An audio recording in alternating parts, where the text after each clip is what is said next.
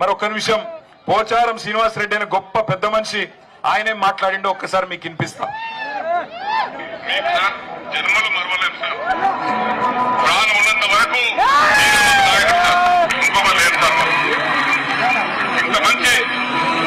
ఇంత మంచి నాయకుడు నేను కూడా 47 సంవత్సరాలు చూస్తున్నా సార్. అనేక మంది చూసిన, కానీ రకరకాల మనుషులు ఉంటాం.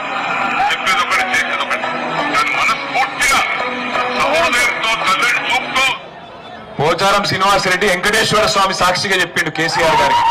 ఏం చెప్పిండు ఎరికేనా? నేను 47 ఏళ్లలో చాలా మంది ముఖ్యమంత్రులను చూసినా, కానీ నీ అంత మంచోని చూడలేదు సారు. సచ్చే వరకు, ప్రాణం ఉన్నంత వరకు నీతోనే ఉంటా అని చెప్పిండు. మరి ఇప్పుడు చచ్చిపోయిండా బతుకున్నాడా? బతికే ఉన్నాడా? సపడే ఏదైనా బండ కట్టుకొని బాయిల దుంకుమని రాదు. ఎందుకు బతికి? బాన్స్వాడ ప్రజలు ఓటేసింది దేనికి? ఈ ముసలాయన చేస్తున్నది దేనికి? నాకు అర్థం కాక అడుగుతా. ఏమన్నా సిగ్గుందా? గిన్ని బండ బూతులు తిట్టినోని పట్టుకొని, గిన్ని బండ బూతులు తిట్టిన రేవంత్ రెడ్డి దంకల పోయి ఇలా కూర్చున్నాడు.